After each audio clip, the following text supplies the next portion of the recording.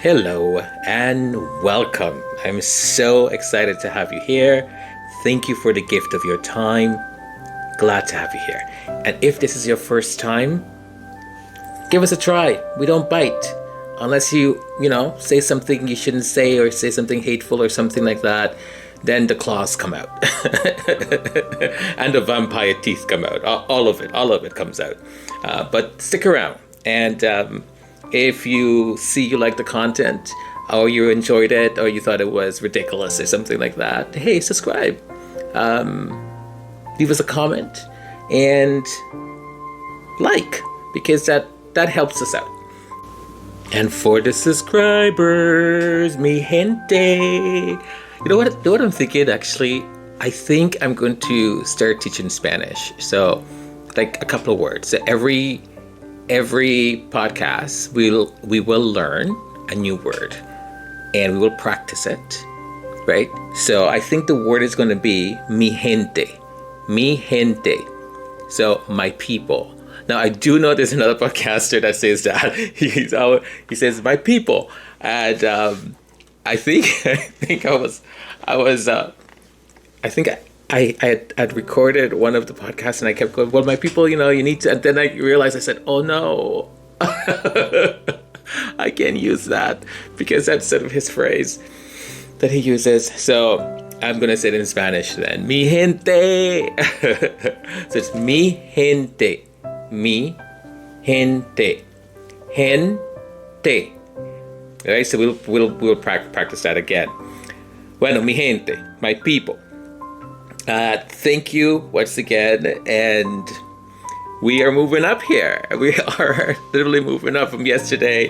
Today we closed at 572. Well, didn't close.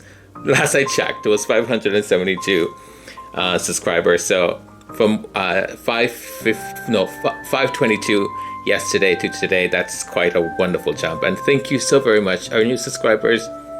Thank you for being here, and stay. And I really hope you don't regret subscribing. No, you're not going to regret it. You're not going to regret it. And if you feel like you're regretting it, just send me a message. And you're like, hey, Antonio, what happened? We don't like your stuff anymore. Bye. And I'll cry a little. Well, I do hope, though, that you took some time today to find a moment of joy. And I have power now, right? Because I'm over 500 subscribers. Now I have power. And I'm drowned in it. And you need to obey my authority. I have authority and I have power. And with my authority and my power, I demand and I command that you have a moment of joy. Even if it's just a minute.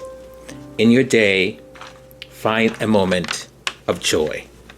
There's a lot that's going on in the world today. And there's always a lot happening in the world.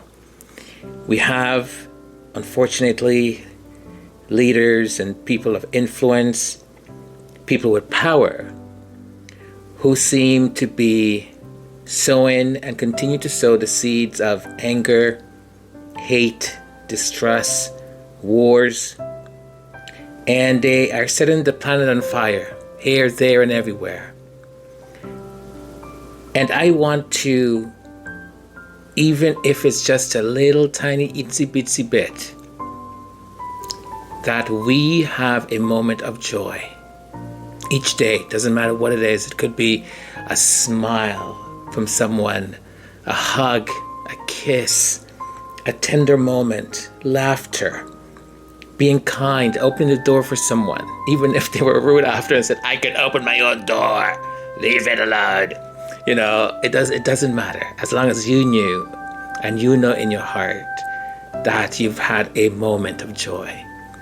And it has to be a minute, though, right? A minute, a complete minute. Doesn't have to be consecutive. It could be little tiny moments of joy here or there. But try each day. Find something that will bring you joy. And I truly believe that in those moments, as we allow it to stay in our skin, and our facial expression changes from sour look to well, I guess that was funny. I think we can start to change the energy that is around, and that seems to be growing in momentum every day. And I refuse. No.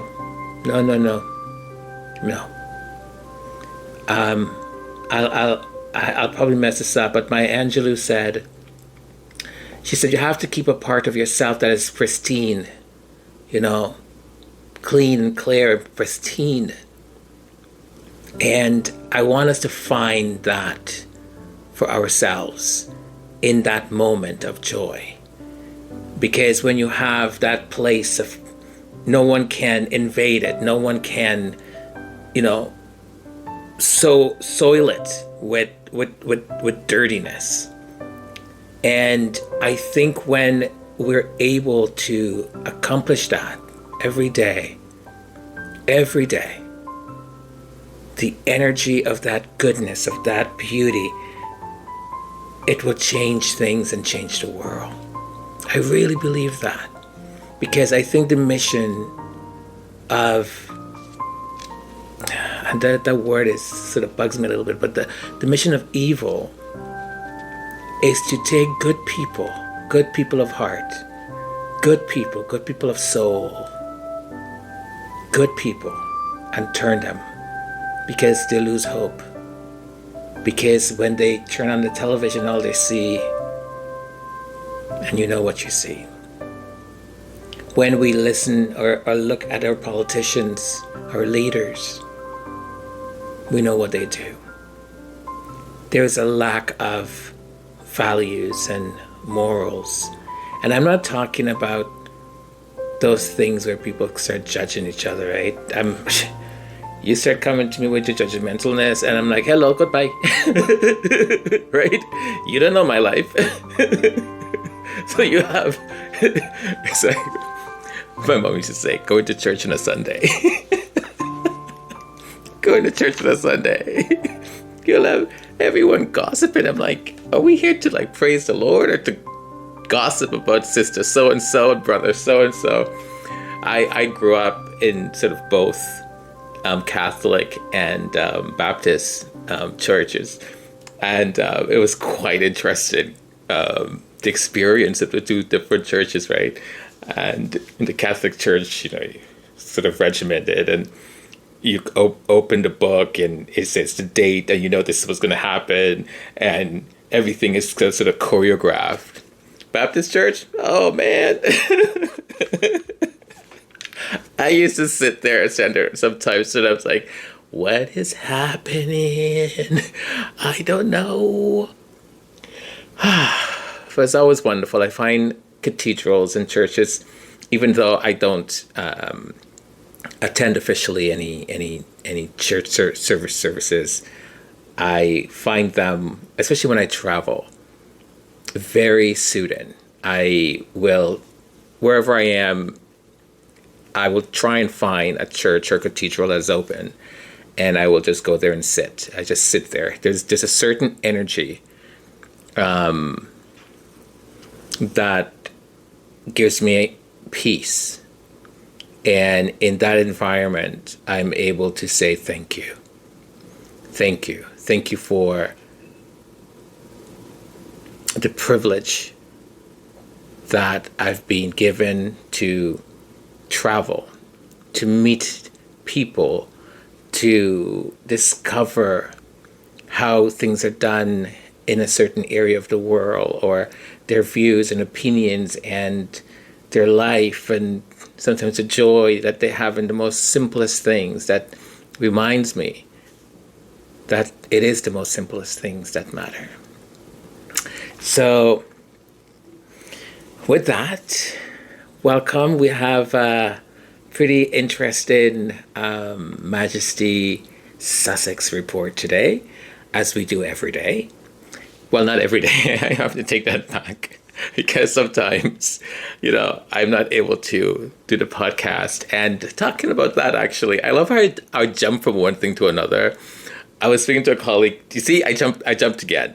I was speaking to a colleague today, and she looked at me and she said, "Do you realize you just like jumped to 4 different things in like a minute?" And I was like, "What?" She goes, "You started out talking about this, and then you stop midway and you jump to this, and then you stop midway over here and you went over there." And she's like, I love it. She goes, I'm being entertained, but can you get back to the first one?" Can you get back to the initial point that you were trying to make? And I just looked at her and I thought, oh crap, I do that, don't I? I'm sorry. Anyways, I'm glad you folks are putting up with it thus far, and thank you. What was I saying again?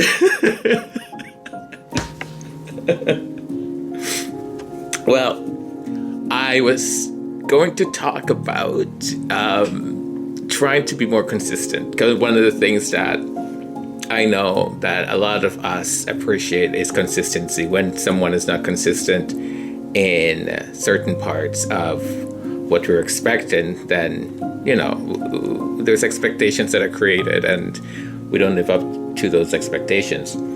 And not to say we don't enjoy the randomness of it all or spontaneity or anything like that, because I do, right? I enjoy spontaneity and random stuff and, those beautiful surprises and all of that. As long as it's in good faith, don't give me any of this, like, I gotcha and whatever, right? Because here I am preaching like non-violence at the beginning, and I'm like, I'll punch you if you. Well, I will not punch anyone. I mean, come on. So I was thinking about this and about consistency, and I want to make sure that I am able to do something before I say, okay, here is what I can make a promise to do. Because the worst would be me making a promise, and then 2 months from now, you folks are going to be like, so Antonio promised us this, this, and this, and he hasn't done anything. So the way I kind of do things is that I want to make sure before I promise anything, and that's caused me some issues sometimes, because like, can you promise me this? I was like, well, I can't, because I don't know if I can. I'm jumping again. Come back to the topic. So the idea is that I would do sort of 3 official podcasts, right? Monday, Wednesday, Friday. And the others, the other days would be sort of, if I'm able to, depending on my work, if I'm able to do it or not, depending on how much time it may take me, or maybe I'll just do a video. Many videos take a while too. But what I would like to do is that for you folks to know for sure, there'll be a new podcast on Mondays, on Wednesday, and on Friday for now. I haven't promised anything yet. I'm just telling you. By the way, to my beautiful sister, I call everyone my sister that I like. I was like, she's my sister. I found out it was her birthday yesterday. Tracy Ellis Ross, this gorgeousness of a woman. Isn't she beautiful? Just gorgeous. So it was her birthday yesterday. Hey, Tracy. Happy belated birthday, you gorgeousness. So as I said, today we have a pretty, as every day when we do the podcast, a good sort of content. And we'll be looking again, I mean, this entire week, we'll be looking at the articles in the Byline November publication and their investigation in regards to the royal family and then Putin. So today we'll be looking at 2 of those articles, and I'll give you my summary at the beginning of it, and then I'll have one of our correspondents, special correspondents, read through the article. And then I'll, come back with my sort of commentary on it. Sounds good? Then let's do it. Aren't we supposed to cut to music now or something? Why is it still? Oh yeah. Oh, I'm sorry. I forgot something. Oh my gosh, I forgot. I forgot. My fault. May the queens please come in.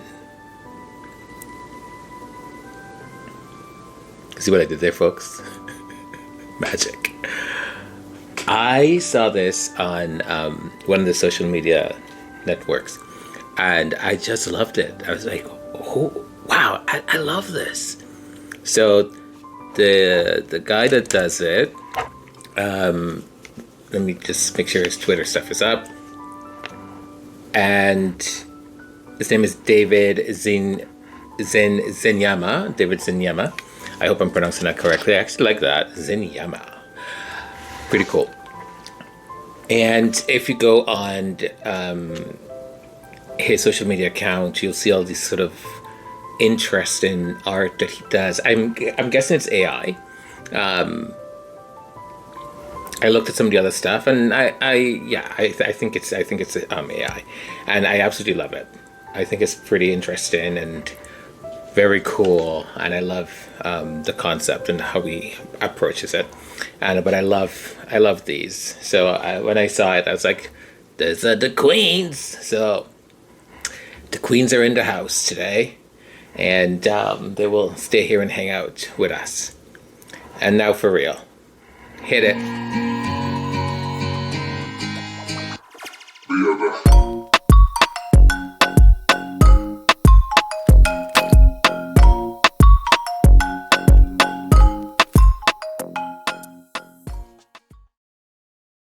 Thank you, Antonio. Editorial by Hardik Matharu with Peter Jukes. Powers at Work. Our royalty and press paint a distorted portrait of Britain. On a visit to London's recently reopened National Portrait Gallery, I was taking in its new History Makers display near the entrance when an American couple next to me gasped. Alongside Marcus Rashford, Riz Ahmed, Grayson Perry, Baroness Doreen Lawrence, Stormzy, with his mother my personal favourite, Ed Sheeran, Andy Murray, Maureen Lipman, and many others, one particular painting had caught their eye. Now that is a portrait, close quote, they observed, to the canvas as much as to each other, before taking several phone snaps of the life-sized depiction of Prince William and Kate, wearing luscious greens and ironic smiles. Of the Brits depicted in that collection, the Prince and Princess of Wales, or King Charles, who was also nearby, for that matter, weren't the ones I felt expressed something about my identification with Britain. But, as the reaction of my anecdotal outsiders shows, royalty retains the power of its charisma. Whether those of us who live here are indifferent to them or not, seemingly the majority of us, bar those from the older and younger generations who are broadly in favour or broadly against, our monarchy sets the tone. Hierarchy, class, tradition, blood, inequality, deference, subjects, continuity, exceptionalism, symbolism. Guardian journalist Polly Toynbee captured it well during a panel on democracy we both spoke on at the Labour Party conference. When asked why she believes the monarchy's abolition is so key to moving the country forward, Polly replied that its importance lies in how it captures our minds and imaginations. It says something to us about the sort of country we are and our places in it, no matter that Britain today finds itself in a rapidly changing 21st century. How, then, do monarchy and modernity go together? For the British royal family, this seems to rest on a quest to stay relevant. Drawing in the tourists, local engagements, balcony appearances, the pomp of state banquets, public campaigns. The problem is its reliance on Britain's established press, specifically the Tabloids, Lloyds, to portray this image.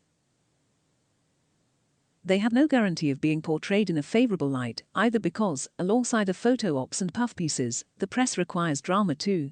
Individuals through which moral judgments or approbation can be channeled to feed a more base instincts. It is a story about power and where it lies within the British establishment, about the two institutions' mutual reliance on each other, with neither subjected to any real scrutiny despite the considerable influence they wield, often behind closed doors. So why does this relationship matter? A year on from the death of our longest reigning Queen, Elizabeth II, whose life straddled the British Empire at its height in the 1920s to its diminished status a century later, the symbolism of the monarch, often portrayed as his most important quality, is beginning to be wrought anew by King Charles, whose hands are tied by his arch-rivals in national storytelling, the right-wing press. That same feral press is often seen as the invasive force which paid the paparazzi to hound Princess Diana, a hot pursuit for lucrative tabloid pictures, which was a contributing factor to her premature death in a car crash in Paris in 1997. As the phone hacking trial a decade ago proved, Diana's sons, William and Harry, were some of the most prolific targets of the news of the world's intrusion in their teens and early 20s. According to one former member of the royal household, Queen Elizabeth once warned, "There are powers at work in this country about which we have no knowledge." What did she have in mind? Could it have been the powerful right-wing press? While the monarchy shapes our minds and imaginations, the press has the ability to affect our everyday lives in ways we may not be consciously aware of. Our newspapers are partisan, too often advancing the personal interests of their wealthy offshore owners in conjunction with those in positions of power, while algorithmic-driven social media platforms, online clickbait advertising models, and the rise of US culture war-style broadcasters such as GB News only add to the division and disinformation disseminated. Byline Times was founded as one of the only publications in the British media landscape willing to hold the press accountable. Independently funded by our readers, and outside of any establishment system, this newspaper, without fear or favor, is able to scrutinize how a tabloid press and monarchy are powers at work. This is why, in this edition, we are bringing you the world-exclusive story about how Prince Harry and his wife Meghan left our royal family. As a detailed investigation by Dan Evans and Tom Latcham reveals, it appears that the institution of the monarchy was willing to avoid fully investigating the leak of confidential information about the Sussexes to journalist Dan Wooten, and seemed to take sides with the press over Prince Harry and Meghan. Given King Charles's known dislike of the tabloids, the story sheds new light on the toxic codependency between the royals and the Murdoch press, and raises fresh questions about the extent to which the monarchy will go to protect the reputation of its key members. Whatever we think about Harry and Meghan, they represented a chance to modernize the monarchy and change how the country sees itself. Many like me, young people, people of color, those who value openness, vulnerability, individuality and ambition, who relate to the diverse and welcoming Britain we grew up in, while recognizing the deep-rooted cultural and systemic problems it still must confront, will have found something to relate to in Prince Harry and Meghan. Their departure from the royal family is another marker of Britain's retreat into Little England. We are moving further away from the outward-looking, diverse modern nation. Britain really is at exactly the moment we need to be moving with the times. Back to you, Antonio. Well, thank you, Leila. That was fantastic. I thought I was supposed to give a summary before Leila read that out, but anyways, I don't think I'll give the summary. Now I'll just do my commentary on the article itself. And I think the article presents a thought-provoking analysis of the intricate relationship between the British monarchy and the press, right? Especially tabloid press. It really sheds a light on the power dynamics that often go unnoticed between those two, revealing to us how these institutions influence our perspective and the perspective of the country, and how it determines, the values and what those values are. The monarchy, despite evolving times, relies enormously on the press to maintain this sort of relevance, and advertently, because they rely on the press for that, as it said out in the article, they themselves become the subject, right? And the media uses them for these sensational stories, which creates this sort of feed and frenzy within that family as to who they're going to throw to the wolves next, or who is going to, not be in favor. And I mean, we saw this sort of played out in regards to what happened to Princess Diana. The reference to Princess Diana's tragic death reveals, or it serves as a reminder of that intrusion, that invasive intrusion that the British press seems so particularly special at doing, right? And the personal toll it can take on anyone actually within that family, and how that kind of press, has treated even the British public. It's just horrendous. It also raises the question of whether powerful forces within the country, possibly, referring to that right-wing press, operates beyond public knowledge. Who, the puppeteer? Who is the puppeteer? And there's so much of that happens in our society, and we have no idea, none. Because these are not people that we hear about a lot. They stay very much so out of the press. We think, oh, it's this person. No, it's not the ones that are visible. I don't think it is. I think it's people that we don't even know their names. Right? The article exploration of the press impact on society is particularly relevant in today's digital age, where social media and partisan news outlets contribute to division and disinformation. It underscores the importance of independent journalism. I mean, that is why, I'm happy to support Byline Times, right? I subscribe, I give my donation, and because this is excellent work that they're actually doing. This is the journalism that I want. Ultimately, the departure of Harry and Meghan from the royal family is seen as a missed opportunity to modernize that institution, right? For it to step forward and step into diversity and a welcome in Britain. And as this, I mean, I know people have said this a million times. Have they looked at the Commonwealth? They've gone to the Caribbean. They've gone to Africa. Have they looked? Or are they colorblind? Or I don't see color. Well, see my color, please, because it's part of my identity. It's part of how I've been treated throughout my entire life. So tell me you don't see color. You have the first black biracial woman who one could argue looks a lot like, one way or another, we can identify with her. And you treat her like that? I had one of my friends was saying to me, as we were, we chat about this stuff ever so often, and she said to me, she goes, well, what if she was as black as I am? I said, I don't know what it would have done. I said, maybe you wouldn't have gotten to the altar at all, right? Because when we talk about colorism that exists, and speaking about colorism, here we're going to another little sideway here, but I'm just going to say this, and then I'm going to wrap this part up.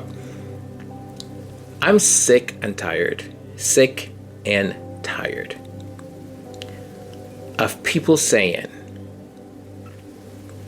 and I saw this again, there's a TV show in Kenya, and one of the people, one of the guys on the TV show, as they were discussing, one of the hosts said, I don't like the way they treated Meghan, the first black woman that went into that family, and the guy said, he goes, oh no, she's not black. She's not a black woman. Look, I fully understand that this is a big issue within our communities. Colorism is. I wasn't asked to have the color I have. Meghan didn't ask to have the color she has. Whether you want to call it light skin or darker skin or whatever, we didn't, I fully understand that the experience that I've had is not the same experience that my cousin or my cousins that are of darker skin than me, who look more Afro, right, than I may look. That there's certain instances where our experience, even though it might started out the same, ended out differently. I've been stopped by cops, I was house sitting for a friend of the family, and I was heading there after work, and cop car kept following me, and I'm like, okay, whatever, like I don't care. And then eventually drove ahead of me. As I was about to pass them, he said, "You," right? And I love how they speak. It's a very kind of like condescending way. And I kind of like, okay, here we go. And I said, "Yes, sir." And what are you doing in this neighborhood? I said, "Actually, I'm heading home." Right? I didn't think about saying any other thing, because I'm heading home. Like, that's where I'm going to be staying for the next month. That's my home for the next month. And he said, "You live in this neighborhood?" I said, no, I don't, but I'm house sitting, and he goes, He goes, "Can I see your driver's license or your ID?" Says, "Yeah." So I took my ID out, handed it to him. He looks at it and he goes, "Oh, so you don't live here?" I said, "No, I don't, but you live in this neighborhood." I said, "Yeah." He goes, "Okay, well, why are you in this neighborhood?" And I don't know if they do that because they want to catch you making mistakes or something, if your story is not truthful. But I'm like, I just told you, like literally not even a minute ago, I said I'm house sitting. And I said, "Well, I'm house sitting." And then he went into, "Well, how do you know this person?" Like, why is it of your interest how I know the person whose house I'm house sitting? What does it have to do with anything, really? And maybe it does. I don't know, right? Maybe someone can educate me as to why. So I continue, give up my stuff. I continue walking, and they followed me until I got to the house. And they stood into the house. I took the keys out, opened the door, went in, put the lights on, and I kind of stood there. And they stood there for about 5 to 10 minutes almost, and then drove off. And now, yes, you get that feeling that we all get when something like that happens. But my cousin has had experience where, body contact was involved. There was no body contact here between myself and police. I handed them my ID, they took it, looked at it, blah, blah, blah, handed it back to me. Right? But my cousin has been, grabbed and pushed down to the ground. Eventually was let go. And my cousin is the most, well, this particular cousin I'm thinking of, most peaceful, law-abiding person ever. I mean, most of us in this family of mine, extended and all that, we're pretty law-abiding, and there's no big issues or anything. I mean, there's one or two. But that's expected, right? So it's this whole thing about colorism, and that Megan is not black. It's denying her part of who she is. It's denying that person. When I was told that I couldn't have an opinion about Black Lives Matter, that someone darker than me had to have the right to speak first, that's denying my mother. That's telling me that my mother is not valid. My mother's a black woman, and she's as valid as anyone else. I came out of her. So because I have certain features, I'm not allowed. I've experienced racism. I don't even count it anymore. Of the times I've experienced racism, and the times that I've applied for a job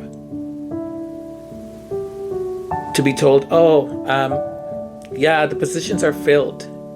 And 2 days later, one of my friends, white blonde, goes in, applies, got an interview, and I'm like, what? They said their positions were filled. So when this constant drum roll also, and this is what I talk about, I was invited to a seminar, and I was talking about intersectionality.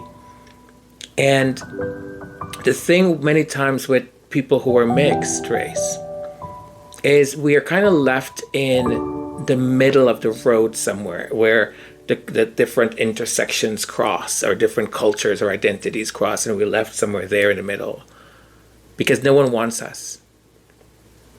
And when we identify with one group because that's a group perhaps that accepts us like the most, within that group even we're told, if you don't look more, we're told, well, you're not really one of us. Stop saying that Megan is not black. That's denying her mother. That's denying her. She came out with fair skin. I get it. And I don't freaking care either for the people who say, oh, Megan never knew she was black until she went to like the United Kingdom and they treated her like that. And now she's all like, I'm black. You know what? Sit down, please. Because the more we continue to do this to ourselves, the more the people in power that have created these systems and have created these different ways of us looking at each other, they remain in power, and we remain being subjugated by our own people. Like, I do not understand how that makes any sense.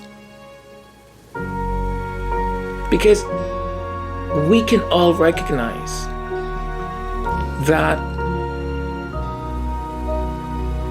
colorism exists, and if you're of fairer skin, you're going to be treated a little bit differently. And that comes even from slavery, right? When the master had a baby with one of the slaves, if the baby turned out to be very fair skin or like very light skin, then the baby was brought in to actually work in the house. Didn't have to work in the fields. Why? Because they had the lighter skin. But we were called different though. We had the mulattoes and whatever other names they'd given us. But they started to create this social acceptability based on the color of your skin. Look, go back in history.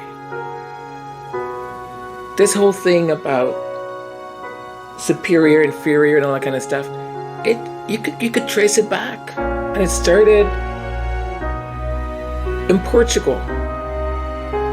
And I don't know the names because I don't remember now, but I studied this in university. And I apologize. I bring up things that I should actually have, like, who I'm going to talk about, but I wasn't expecting to actually talk about this at all. And I'm going to stop now. I'm going to stop. I just want to say, I get very passionate when, I'm starting to think about one thing and then another side issue is brought up and I start to get passionate about that side issue, and I do apologize to you folks because I'm sure you want me to just stick on topic and refer to that, and then maybe if I do want to speak again about colorism and maybe make that another topic in another podcast and have an entire podcast about it, which I think would be the most intelligent thing to do rather than do this what I'm doing right now. But I'm going to say this last. Stop saying she's not black.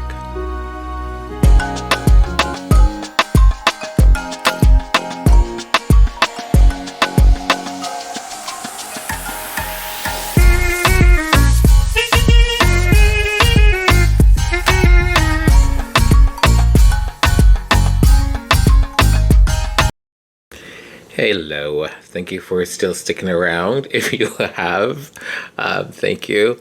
I always say that, like, thank you for sticking around. Like, I'm doubting you folks stick around. Well, I'm sure some of you do, and thank you. And some of you may say, okay, I have to go, or I'll check back and see how it ended. And again, my apologies. I do get excited about certain topics sometimes that are not included in what I'm supposed to be talking about. And then it comes up as I'm speaking to you folks, and I just kind of take a sharp left or a sharp right. And then I start talking about that, and I get so entrenched in sort of discussing it. And next thing I know, 45 minutes has passed, and I've only spoken like 5 minutes about the topic I was supposed to speak about. I don't know. Sometimes it's okay. Sometimes it's not. I mean, it depends on the person who's listening, watch it, and I'm almost too afraid to ask to say, okay, can you folks put in the comment whether you're okay with these banters, or if you're like, no, Antonio, stick to the program. Because I'll have to really like start writing everything down and keep my thought like very clear, because as I said before, I tend to just have in my head some things I want to touch on, so I just write like the main points I remember, but I don't like have a big script or anything, right? Like if there's certain things that I think I need to get certain things completely right, whether it's dates or something or names, then I'll have like an initial script. But usually it's just, I like having a conversation, and that's what I try to do. So what you hear is just what's coming out of my bloody mouth at the time and moment. So I'm not asking anything. So, but if you volunteer to put in the comments and tell you stop doing that, write a script out. Damn it. Anyways, thank you. I wanted to also clarify something else, and it's about Portugal. I didn't mean to say Portugal is where colorism started or anything like that. What I meant to say, which I should have said, was, you know, the Portuguese were very well known for being excellent navigators, right? And sailing and stuff like that. And they were some of the first people from Europe that went to West Africa and sort of initiated trading with those kingdoms along the way. And at the beginning, they were trading in things like gold and spices and, you know, different kind of goods and stuff. And then eventually they got into the slave trade. And so they would bring them to Portugal and then took them to the different colonies in the Americas. That is what I sort of meant. Like they were initially the ones who kind of started trading and stuff and discovering that area of Africa. When I'm going to talk about these things, I should have like my notes, taking notes, done like proper, and not rely on what I remember from my research in university or stuff like that. Well, folks, thank you very much for sticking it out. I am not going to do the second article. We'll do that tomorrow. And there's another article that I wanted to bring to you folks. I'm sure you've actually either heard about it or read it or something like that. But it has to do with this really nonsense that Meghan was not pregnant. These things hurt to the core. And I see how much is done to Black women. And I thought that the article, the author had a really good point, and it's not one that I had thought about at all. And when she sort of made the point, I went, holy cow, that's so true. Oh, so I'll bring that to you tomorrow. But for now, I hope you've learned something today. If not, at least you're entertained a little bit. And if I was able to bring you a little tiny winsy bitsy little bit of joy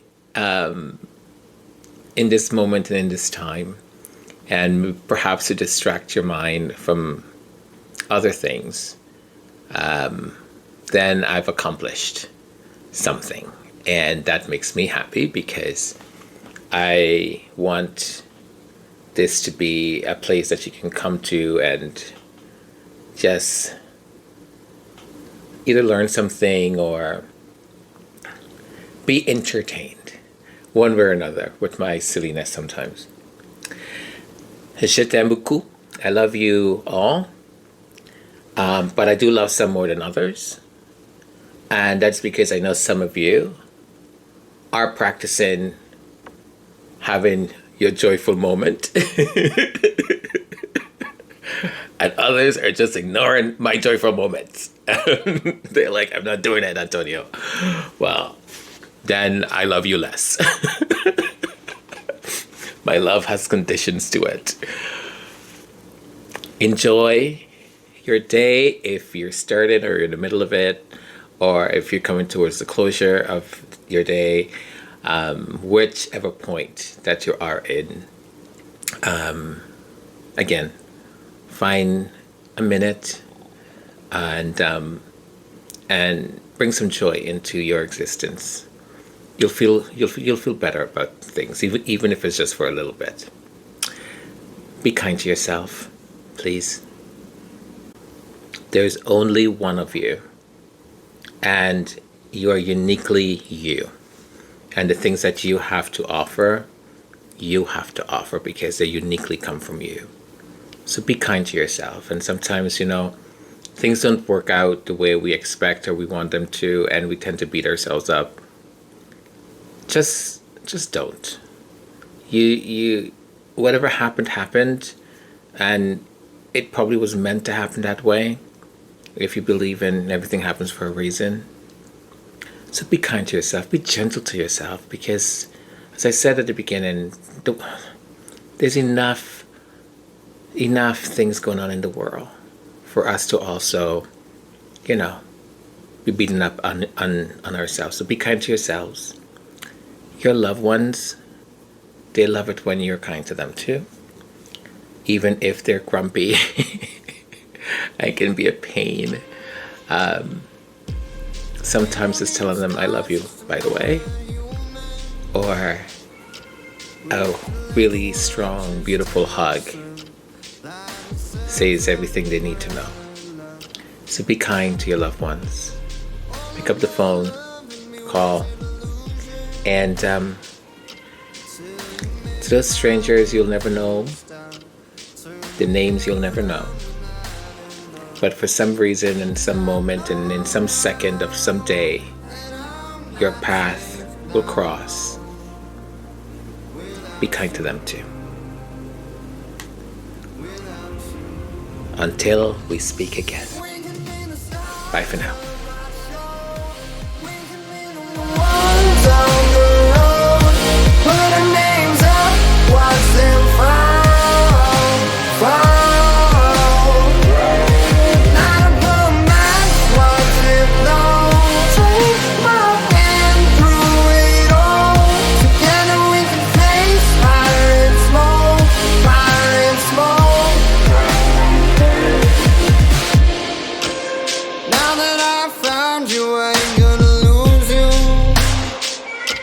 It's a hard world that we're facing, love. God,